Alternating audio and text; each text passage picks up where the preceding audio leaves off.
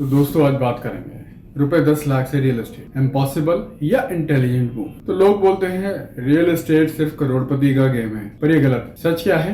तो आज मैं आपको बताऊंगा कि रियल एस्टेट में कैसे आप इन्वेस्ट कर सकते हैं सिर्फ 10 लाख से। अगर आपका पैसा 10 लाख है तो या तो वो एफडी में सो रहा है, तो या फिर आप उससे प्रॉपर्टी गेम स्टार्ट कर सकते हो। आज मैं ब्रेक डाउन करूंगा 10 लाख से एंट्री कैसे करें, कौन से ऑप्शन सेफ हैं, कौन से ट्रैप्स अवॉइड करें और कैसे 10 लाख को 5 साल में मल्टीपल करें। तो चलिए step 1, clear your intent.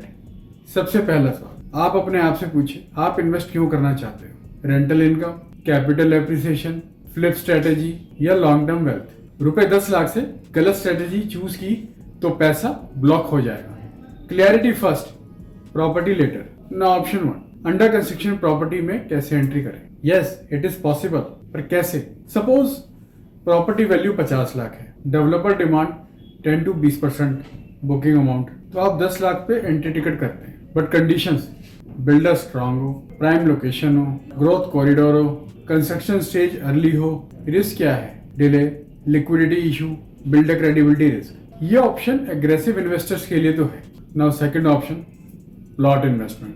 High potential है इसमें, पर 10 लाख में अगर आपको इन्वेस्ट करना है, आपको आउटस्कर्ट्स या डेवलपिंग एरिया में प्लॉट मिल जाता है, तो इसके एडवांटेजेस हैं low maintenance, high appreciation, no construction dependency. But जो हमें चेक करना है, clear land title, local authority approval, road access, infrastructure plans. Plot एक पेशेंस गेम है। ना बात करें वो option 3, REIT, low risk entry. अगर आपको हेडेक फ्री एंट्री चाहिए तो REIT, real estate investment trust. This is just like एक स्टॉक मार्केट के थ्रू इन्वेस्ट, कमर्शियल प्रॉपर्टीज का शेयर होता है इसमें। रेंटल इनकम डिस्ट्रीब्यूशन, रुपए 10 लाख आप फुल डिप्लॉय कर सकते हो क्योंकि इसमें लिक्विडिटी हाई है, रिस्क कंपैरेटिवली लोअर रहता है। ये स्मार्ट बिगनर्स के लिए एक सॉलिड अपॉर्चुनिटी है। नेक्स्ट ऑप्शन की बात करते हैं, this is a joint investment. 2 या 3 लोग भी मिलकर एसेट ले सकते हैं। जैसे कि एक एग्जांपल मैं आपको बताता हूँ। 3 फ्रेंड्स ने 10-10 लाख रुपए इन्वेस्ट किए तो टोटल उनका 30 लाख हो जाता है। डाउन पेमेंट करी फॉर बिगर प्रॉपर्टी के लिए।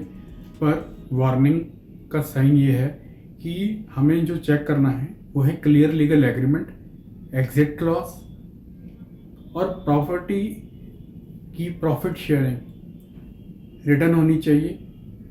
फ्रेंडशिप अलग होती है, कॉन्ट्रैक्ट अलग होता है।